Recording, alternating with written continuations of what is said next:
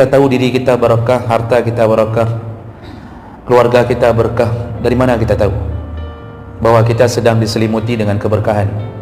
Mudah lihat, ada banyak kebaikan tak kita lakukan dengan badan kita, harta kita. Jadi tanda-tanda berkah itu bukan kaya. Karena ada orang yang hari ini menyebut berkah, Pak, sudah menjadi kebiasaan umum. Dah kaya ya sekarang, lalu dia bilang, ya alhamdulillah berkah dari Allah. Belum, berkah itu bukan kaya. Dah banyak anak ya, alhamdulillah sudah 7 orang anaknya, alhamdulillah berkah dari Allah. Belum tentu.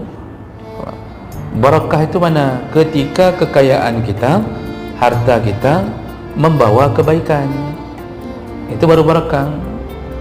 Uang banyak, kita banyak sedekahnya, banyak tolong orang, banyak bermanfaat ke orang banyak, itu baru kita tahu bahwa kok mudah sekali kita melakukan itu, kok ringan sekali kita melakukan itu berarti ada barakah dari Allah.